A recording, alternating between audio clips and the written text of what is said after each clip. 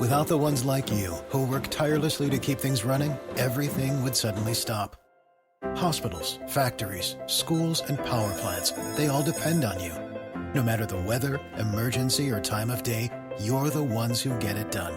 At Grainger, we're here for you with professional-grade industrial supplies. Count on real-time product availability and fast delivery. Call, clickgrainger.com, or just stop by.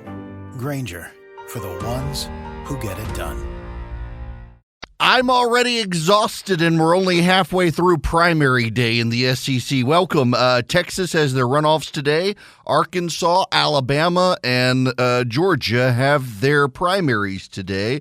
All eyes focused on Georgia. Let me just explain to you how big the media attention is on Georgia. I started my morning trying to sleep in a little bit and got woken up. I have talked to the London Telegraph, the UK, the London Guardian, the New York Times, the Washington Post. Who else have I talked to? Politico, the Miami Herald, ABC, CNN, NBC, Fox News, the Los Angeles Times, USA Today, all of them before 10 a.m. I'll be on CNN at 3 p.m. Eastern today talking about the Georgia election. I'll be on Fox News tomorrow morning at 6:30 a.m. Eastern. Then I'll be on Newsmax, News Nation, CNN, more Fox. It's going to be a busy, crazy, insane 48 hours. It's a big deal. All eyes on these elections. Now, I want to deal generally with them. I'm mindful most of my affiliates are in Georgia taking this live. And the polls close in Georgia at 7 p.m. Eastern time. You can vote. You can show up at 7 p.m. as long as you're in line at 7 p.m. You can still vote. The Texas runoff is interesting because you got George P. Bush versus Ken Paxton. Ken Paxton is indicted by the federal government, could be carted off to jail here in the future. And yet Texas Republicans are hesitant to embrace George P. Bush against him. The polling there is kind of neck and neck. It's very interesting. We'll see. Sarah Sanders, Mike Huckabee's daughter, is expected to win the Republican gubernatorial primary in Arkansas. I'm not sure about the Arkansas Senate race there. And then in Alabama, Kay Ivey is going to undoubtedly win re-election. Or at least win the primary. What's so interesting in Alabama is there is a primary for the Senate there. Katie Britt versus Mo Brooks.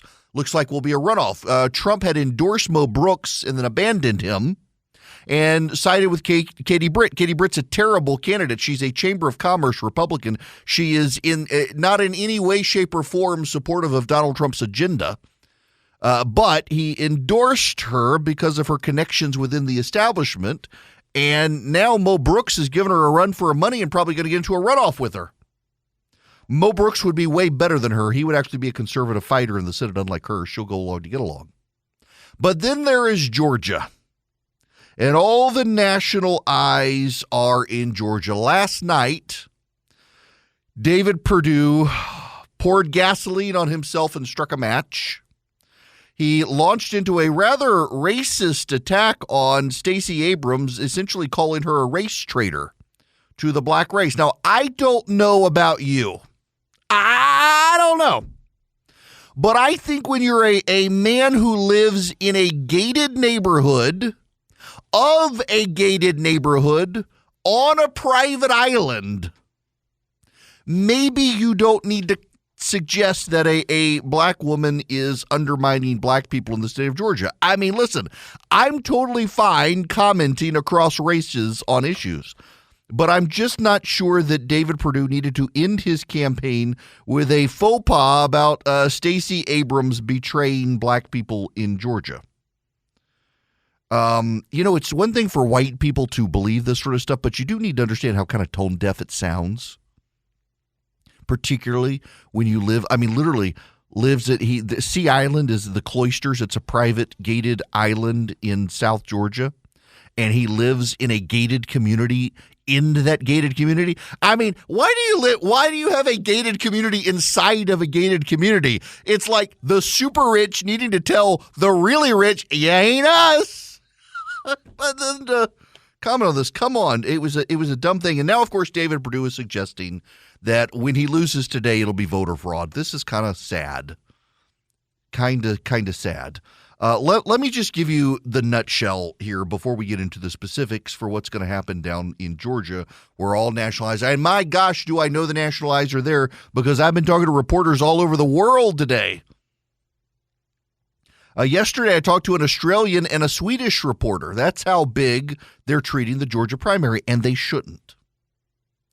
Because I want to give you a dirty little secret.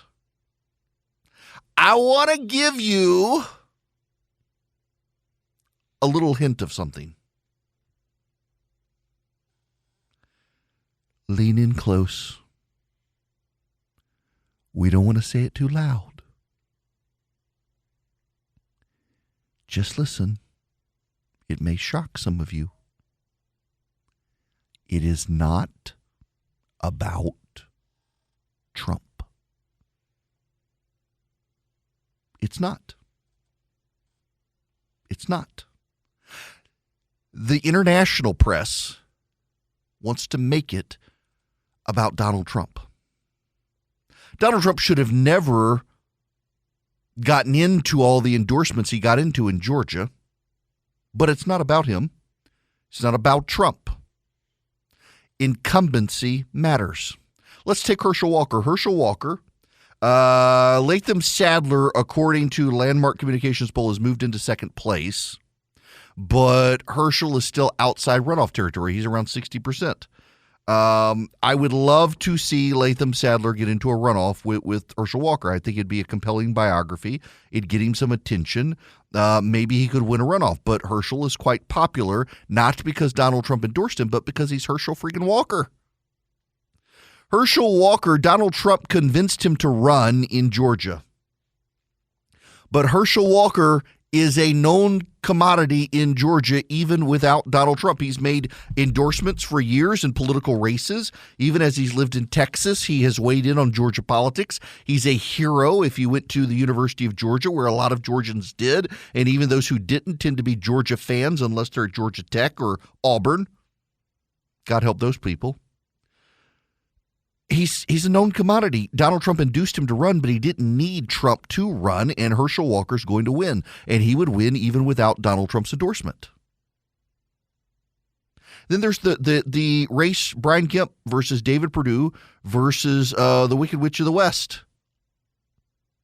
And David Perdue is floundering. His campaign is terrible. And, I got to say, I know several of the people who are helping David Perdue, and they're good people, which suggests to me it's the candidate, not them. It's a replay of what happened with John Ossoff, where he just gave up at the end of the race. He went through the motions. He dabbled in the efforts. He was attacking NBC for their report that Trump was distancing himself from the campaign. Trump has distanced himself from the campaign, whether you want to admit it or not. He's essentially undergone the pro forma obligations of, I made this endorsement, let me check some boxes so it looks like I'm still engaged, even though I'm not. Kemp is probably going to win without a runoff. More likely than not, Brian Kemp is going to win. The Real Clear Politics polling average has Brian Kemp well above 50%. Now, you should note, full disclosure there, the state-level polling, outside of presidential polling, state-level polling is not as good. So there could be something there. But the closeout Trafalgar Group poll has Brian Kemp at 52%, David Perdue at 38%, Candace Taylor at 5%. That mirrors almost the Fox 5 Insider Advantage poll that has Kemp at 52%, Perdue at 38%. And then the Landmark Communication poll has Kemp at 60%, Perdue at 30%. Also, you should know that the Trafalgar Group has Walker at 68% and Latham Sadler and Gary Black tied at 4%.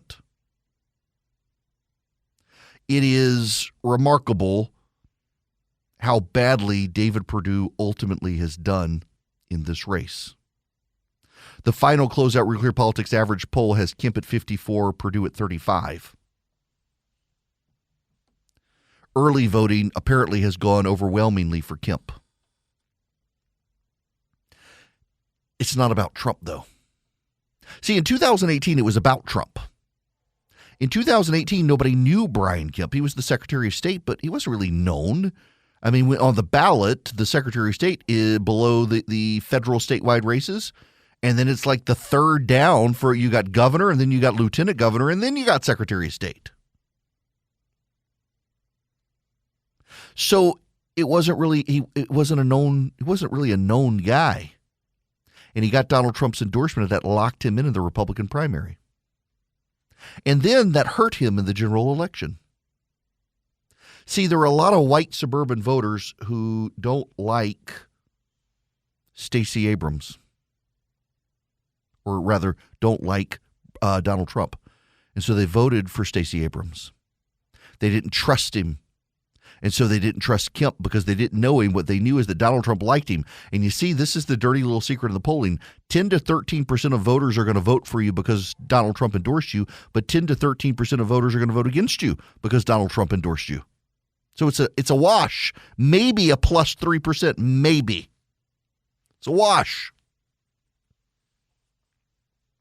And the reality is that now the voters know Brian Kemp.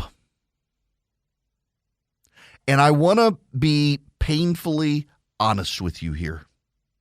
And I know it's going to get me attacked for telling you the truth, telling you something you're not going to want to hear, some of you. But they're not going to vote for Stacey Abrams. It has nothing to do with her race. It has everything to do with she is a single progressive female who never got above an uncontested state house race in Georgia. And she laments that Georgia is the worst state to live in. She is the black Beto O'Rourke. All the white progressives who loved Beto O'Rourke when he ran against Ted Cruz love Stacey Abrams now.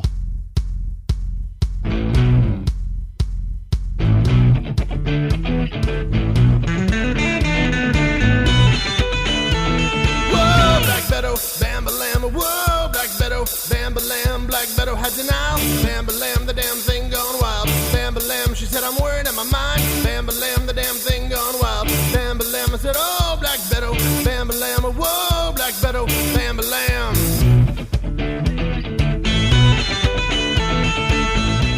I mean, she's the black Beto O'Rourke. She will win the magazine cover war and lose the election. The coastal white elite who keep black kids out of their private schools will fund her campaign for Georgia, patting themselves on their back that they're not racist while they go to their all-white country clubs like Sheldon Whitehouse, Democrat from Delaware, or Rhode Island, rather. But she won't win. The media is going to turn her. I mean, they've already turned her into the president of United Earth, for God's sakes. They will try to turn her into governor of Georgia, but it won't work. And Brian Kemp will probably win without a runoff today. Not because it's a rejection by Republicans of Donald Trump, but because they know Brian Kemp. They know his record. He's run on his record. David Perdue has run on Stop the Steal. Brian Kemp has run on his record and what he's going to do in the future. The voters know him. They know his record, and they're going to vote for him, not for David Perdue. The media will call it a rejection of Donald Trump. It's not a rejection of Donald Trump. It's an embrace of the guy they know well, Brian Kemp.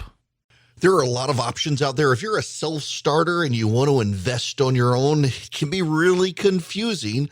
And I'm delighted to tell you about SoFi because that's who I use, and now I've got them as an advertiser. If you're a SoFi user, my gosh, you get all sorts of options, great research. You get the ability to invest in stocks, EFTs, crypto, plan out your retirement. More importantly, you got people you can call on. I mean, for example, I can use SoFi to buy stocks and EFTs and do the deep dive research if I need to and get complimentary financial planners ready to help answer questions. You can too, whether you're stuck on where to start or need help deciding what to to do next. You can even save for retirement with traditional Roth and SEP IRAs. They have so many options. If you're into crypto, you can also explore crypto. They've got 30 available coins: Bitcoin, Ethereum, Cardano, Solana, Dogecoin, and so much more. But more importantly, they've got the number one ranked automated investment tool, their robo-advisor. It takes the stress out of building and managing a diversified portfolio without having to pay a bunch of experts to do it. I really like SoFi. Y'all, I've tried, you name it, and I probably tried it, and I settled on SoFi and think you will like it as well. Cut through the jargon, make investing easier with SoFi. Visit SoFi.com/Eric to learn how you can win up to $1,000 in stock when you open an account. That's SoFi.com/Eric. Brokerage and active investing products offered through SoFi Securities LLC, member FINRA SIPC. My apologies. I must correct the record. David Perdue did live in the private gated community on the private island, but some dude, I forgot the story, came last year. They just renovated their house and offered him cash for his house, and they were going to build a new house anyway, so now they live in a different gated community. Again, though, I'm just not sure you need to be commenting on Stacey Abrams' views of Stacey Abrams in the black community, particularly at the end of your campaign. What are you going to do to rehabilitate your reputation? I don't know that he cares, and I've always liked him. I didn't support him in 2014 because my friend Karen Handel was in the race, and Jack Kingston was a friend as well. And I didn't know Perdue, and typically CEOs don't make good senators. They kind of do whatever Mitch McConnell wants. And then he came in and he thought for himself. He was a good dude. He was an independent thinker. He cared greatly about the deficit, debt, and spending. He fought against big spending bills. I thought he was great. Was glad to support him in 2020. Really glad to support him. Had him on the show all the time. Defended him when he was attacked, I thought, wrongly. About a lot of the supposed insider trading and stuff. And then he did this. It was just, honestly, I'm embarrassed for him. The Kemp campaign played this so well. I mean, for those of you who don't understand, David Perdue jumped into the race for governor because Stacey Abrams announced. And he admitted he was doing it when he did it because Stacey Abrams announced. But he did it so early, it allowed Brian Kemp to rearrange his entire election agenda for the state legislature to go big for big conservative wins. And he rallied the state legislature for him in a way where they couldn't walk away from him in doing these policy agendas, from transgender sports bans to more school choice for families to constitutional carry to mental health reform, all sorts of things. And Abrams is attacking him on mental health. He actually reformed it. It was just striking to me that they were able to get something like this done. And then Abrams, of course, attacks, and Perdue attacks, and Kemp's got the votes. Had Perdue waited until qualifying in Georgia, which would have been, I think, in March, and just said nothing, he could have pounced without Kemp having time to rearrange his agenda. It was a strategic mistake. Now, I don't think Perdue was ever going to beat Kemp, but that would have given him at least a fighting chance that he'd done it. It was foolish to do. And again, as I mentioned yesterday, it's notable that Perdue entered the race leaking an internal poll showing that he would beat Kemp. And every poll thereafter has shown him losing to Kemp. The closeout polling, Real Clear Politics average, has Kemp between 54 and 55%. 60% is where he is in a lot of the private polling. We'll see what it does today. You got the early voting issue. A lot of votes have already been banked in, and they were overwhelmingly for Kemp.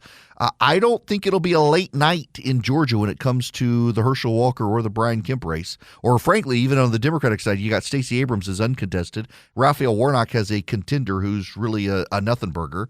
I don't see that it's going to be a long night. Normally in Georgia, you wait until Fulton County, and you got to say that they take all night. Fulton County is a deeply screwed up county when it comes to voting. It always has been. And you wait all night. That's the Atlanta area. And I don't think we're going to be waiting for the race to be called that late. I think it'll be an early night. Good, because I got to be on TV really early in the morning, so I got to get to bed at some point tonight. This is going to be a good night for Kemp, I think. I don't think there will be a runoff. People are going to be really stunned if there is a runoff. I just don't think there will be. Even the Purdue campaign, while they say they expect him to be in a runoff, I don't think they act like they think there's going to be a runoff. Now, when we come back, we got to get on to other stuff. I do want to spend a little bit on the impact of Donald Trump and the endorsements. I don't actually think it's a big deal. But also, Mike Pence was in Georgia for Brian Kemp yesterday. Two very notable things. One, he never even mentioned David Perdue. Never acted like there was even a primary. He focused on Stacey Abrams.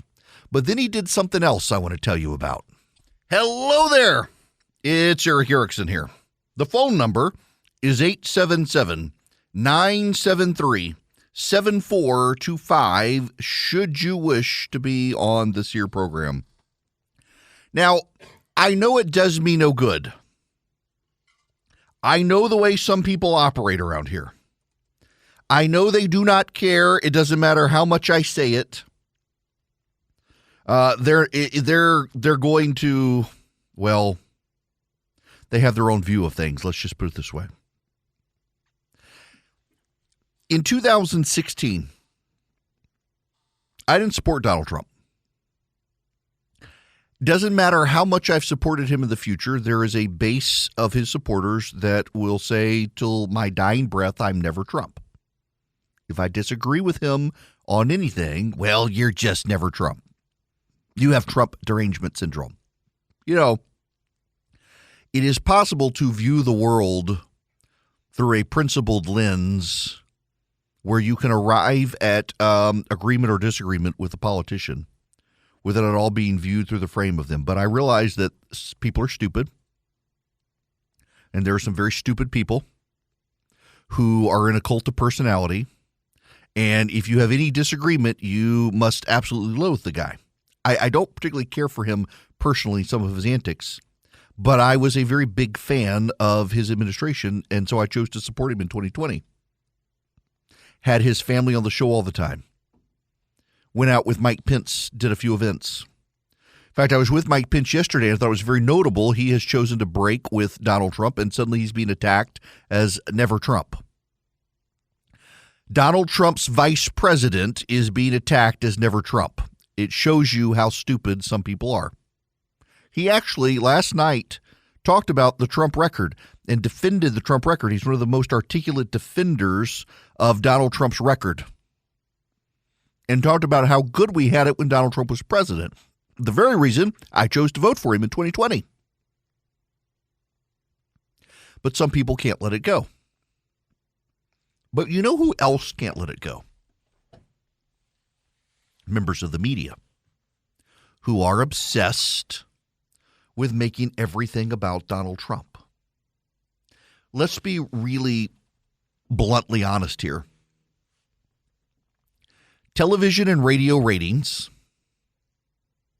went gangbusters when Donald Trump was president of the United States. They went gangbusters because Donald Trump knew how to generate ratings. It was one of Donald Trump's superpowers. He had two superpowers in particular. One was all the people who hated Donald Trump was somehow able to get them to behave exactly in the ways they claimed Donald Trump behaved. The other, until COVID proved to be his kryptonite, was that Donald Trump, with 240 characters on Twitter, could completely reshape the news cycle. It was one of the most fascinating aspects of the Trump presidency, where it made for great radio, if I'm honest, because I get bored with topics. You talk about them too much, you get bored with them. And here comes Donald Trump. You could be talking about North Korea on a Monday, and by Wednesday, you're talking about his latest tweet, Kofifi, and the interpretation of Kofifi. It was remarkable. and the media loved it. They had a love-hate relationship with Donald Trump. They loved to hate him. He was their villain, and they gave him prime coverage constantly. And so they view all of the elections this year through the framing of Donald Trump. They view all the elections this year through, we're going to stick it to Donald Trump. This election today in Georgia, just like the others, they really don't have a lot to do with Donald Trump. They have a lot more to do with the candidates themselves. And frankly, I think it does a disservice to the candidates that they're making it all about Donald Trump. Now, there are some candidates. So there's a guy in Georgia, Patrick Witt. None of you have ever heard of Patrick Witt. Patrick Witt is running for insurance commissioner of the state of Georgia. He's endorsed by Donald Trump. He's running against a brigadier general who was also a police chief, who was fired for being a police chief by the city of Doraville, Georgia, because he was called up to go to Iraq as a brigadier general in the National Guard. He was on Hannity. He was on CNN. He became mildly famous at the time because the city council found out he had been called up to Iraq. He was the police chief, and they fired him. He was rehired the next day by the mayor. And he went around the country for Donald Trump, setting up COVID temporary hospitals in New Jersey, New Orleans, the Navajo Reservation, to help with COVID. And he also managed the insurance commission in Georgia. He was appointed by Brian Kemp, and that's why Trump chose to endorse someone else, because he was appointed by Brian Kemp. He was appointed by Brian Kemp because the then elected insurance commissioner was carted off to jail. He was indicted and found guilty and carted off to jail. And King came in on the interim basis prior to the trial to clean up the office. The former insurance commissioner, there's another insurance commissioner who's also been indicted and will probably maybe be carted off to jail depending on that trial. And so King came in, he revitalized the office, he increased the retention rate, he increased the efficiencies, was not an insurance guy, he was a law enforcement guy. He actually told me the story that Kemp called him and wanted him in the job, and he says, I don't know anything about insurance. And Kemp says, well, you know the law, the insurance commissioners keep getting carted off to jail. And he's fixed the office. He's done a great job. But he's being challenged by a guy no one's ever heard of because King did not take on Stop the Steal. And honestly, Donald Trump doesn't really know the guy that much who he endorsed, but the guy's got consultants who are going to make a lot of money who are in Donald Trump's circle. If anything, part of the story here is how Donald Trump has yet again been taken advantage of by people close to him who are cashing in on his name to make a mint. And Donald Trump's win-loss record is going to be hurt in the process. There's no business opposing John King. He's a good dude. And he's great at his job. He really is. He went in not knowing a lot about what insurance commissioner's work was, and he's revitalized the office. He saved the office. He's brought it out of scandal. He's brought hope back to its employees. They've got renewed enthusiasm, and they're cracking down on insurance companies and taking on insurance fraud in the state. Or there's Chris Carr. Chris Carr is the Attorney General in Georgia. He is the man who has fought the environmental regulations. He's rallied the state attorneys general across the nation to fight the mask mandate and environmental regulations. He's been largely successful. He's a Donald Trump supporter, but Donald Trump says he didn't join Stop the Steal, so he had to be challenged by a man who gave up his law license, who arguably is not even meets the state qualifications under the Constitution to be Attorney General, but no one's challenged him yet. It made no sense. Now, I focus here on Georgia because you got to have a sense of it, as all the national media is watching Georgia, that the incumbents matter way more than Donald Trump. The people know the incumbents. They know John King. They know Chris Carr. They know Brian Kemp. One of the only races where Donald Trump is going to get a win outright is the lieutenant governor's race. Burt Jones, who's a good guy. I voted for Butch Miller because I know Butch better. Like Butch. He's the Senate President pro tem, but Burt may win outright. And he's got a lot of money. He's got more money than anyone else in the race. His family's very wealthy, so he can spend the money. So, but even with Burt, conservative groups, socially conservative groups, came out and supported him.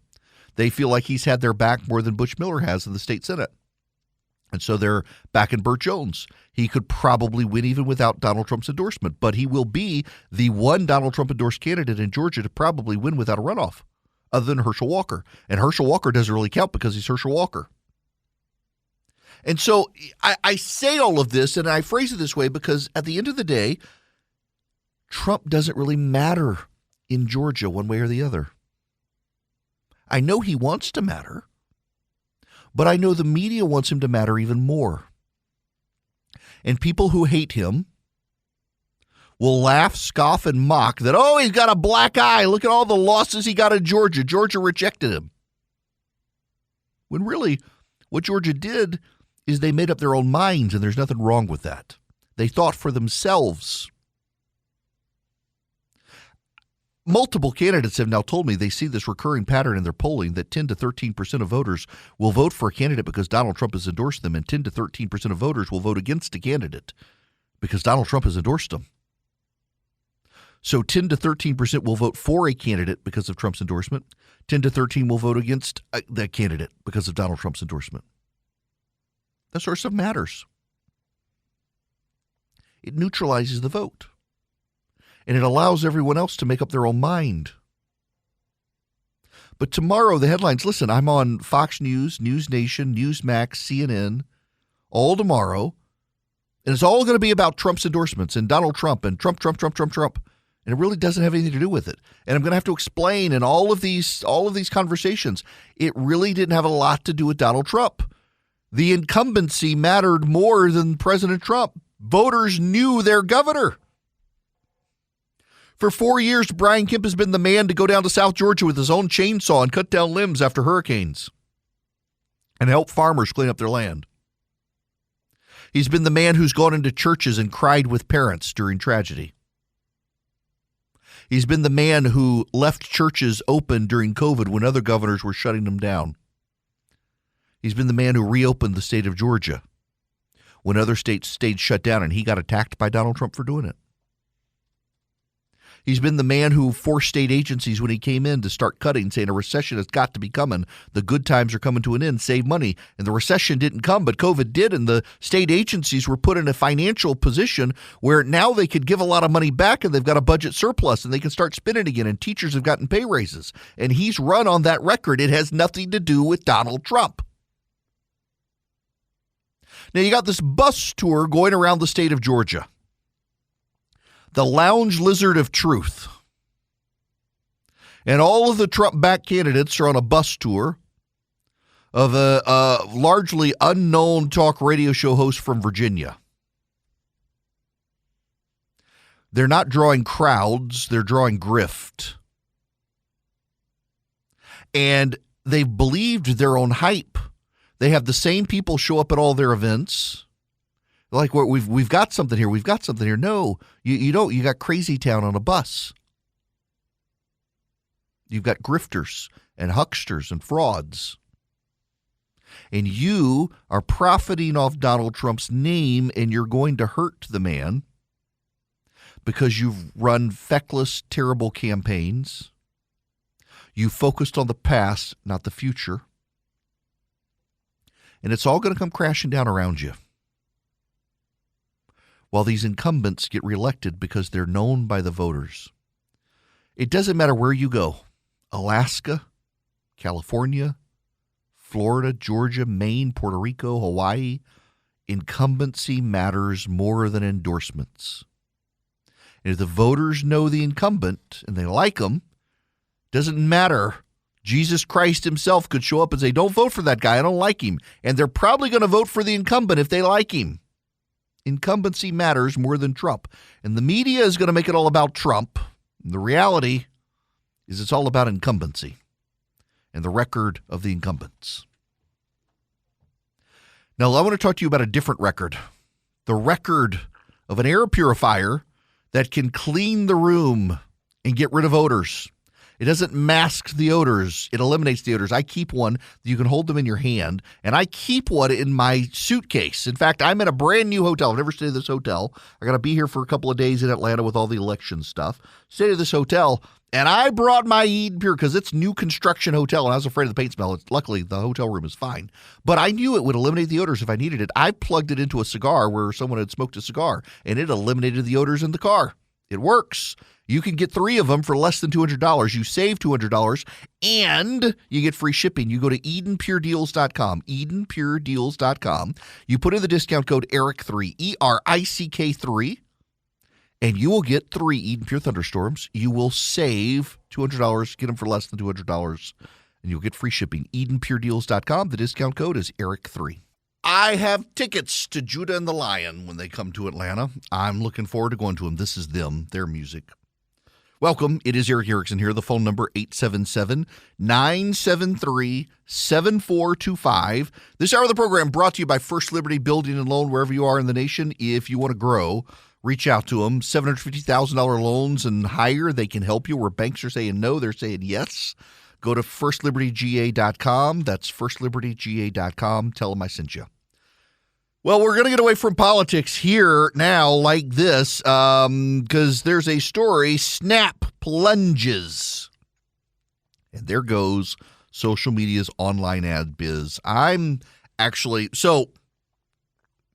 know some of the executives at some of these social media companies. Just given what I do for a living, I've got to know. Well, one of them has got to be somewhat of a friend. And they all cringe and really despise it when I say, you and I, we are the product. We're not the customers. We get to use the app for free because they monetize our data, and the advertisers are their customers. The advertisers buy us from the social media companies. But the most dominant device manufacturer on the planet is a company you might have heard of called Apple. And Apple now aggressively blocks the ability of these social media companies to follow you around the internet. And as a result, their advertising revenue is dropping. Their ability to target people is dropping. Investors know, this is from the Wall Street Journal, knew that the world wasn't clicking for online advertisers right now. In a snap on Monday night, they grasped how dire the situation might be. Nearly every major player in the sector reported a notable slowdown in advertising revenue growth during the recent first quarter earnings season. All but one actually missed Walmart's targets. Then, in a surprise announcement, Snap, the parent company of Snapchat, said in a filing Monday afternoon that revenue and adjusted pre-tax earnings for the second quarter will come in below the range the company projected barely a month ago. Snap's online ad business is a fraction of the size of Google's, Facebook's, or Amazon's. Still, it was an ominous note to sound barely halfway through the second quarter from a company that has never issued a revenue warning before. During a presentation at an investment conference that precipitated the filing, Snap Chief Executive Officer Evan Spiegel said the macroeconomic environment has definitely deteriorated further and faster than we expected. He also noted the company would be taking steps like changing some of the pacing of hiring. In an email to employees the same day shared by sources, Spiegel added that managers of the company have been asked to review spending to find additional cost savings. Their shares fell 30% after hours on Monday. They're down now this morning 41%. Oh, that's bad. Facebook sank 7%. Pinterest fell 12%. Google fell 6.4%. Twitter took a small hit. Amazon, which only recently began disclosing its online ad business, saw its share slip by 2%. They're not making money on ads, but here's the thing. It's not just the Apple privacy policies, although that's a lot of it to blame. It's businesses are starting to cut back on ads, which is a warning sign that despite the Democrats saying their recession is not forthcoming, they're forthcoming. Snap peaked at $83 last year. It's now selling for $13 on the stock market. The bubble is beginning to burst for the tech stocks. The problem is all these tech stocks are woven into the home industry now as well, and that's going to cause cascading problems.